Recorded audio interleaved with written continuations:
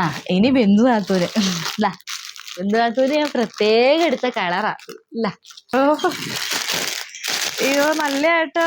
എന്റെ ദൈവമേ എന്നാ ഒരു കളറാടി ഇത്. നമ്മൾ ഇവിടെ നിന്ന് കഴിഞ്ഞാൽ അപ്പുറം ടൗണിൽ നിന്നാ കാണുമല്ലോ. എന്നാ കളറായി മേടിച്ചേക്കുന്നേ. ശരി തന്നെ, ഈ കളർ എങ്ങാനാണ് മേടിച്ചെന്നിരുന്നില്ല പൊന്നോ. ഞാൻ ഇപ്പൊ തന്നെ ഇവിടെ ഇറങ്ങി ഓടിയനെ. എന്തൊരു കളറാണ് എന്റെ പൊന്നു ബിന്ദു ചേട്ടത്തി. അങ്ങനൊന്നുമില്ല, നല്ല കളറോ ഇത്. ഇങ്ങനെ ഇരുന്നല്ല ഉടുത്തു വരുമ്പോ നല്ല രസമായിരിക്കും അല്ലേ സുജേ? നന്നായിട്ടുണ്ട്, എനിക്ക് ഇഷ്ടമായിട്ടോ. ഇല്ലാത്ത കളറ് അല്ലേ.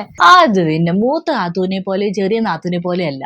ബിന്ദു നാത്തൂന് എന്ത് കൊടുത്താലും ഇഷ്ടപ്പെടും. ഭയങ്കര ഒരു എല്ലാ കാര്യത്തിനും അങ്ങനെ ഒരു പരാതിയില്ല, ഒന്നുമില്ല. അതുകൊണ്ട് തന്നെ അത് ഓക്കെ ഞാൻ മേടിച്ചേ.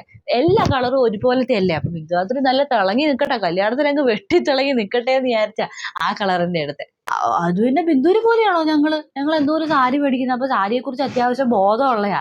ബിന്ദുവിന് അങ്ങനെയാണോ? ബിന്ദുവിന് വർഷത്തിൽ ഒരിക്കൽ വല്ല സാരി ആയിരുന്നു കിട്ടുന്നത്. എന്തായാലും അവളുടെ കെട്ടിയൊന്നും മേടിച്ചു കൊടുക്കില്ല എന്ന് എനിക്കറിയാം.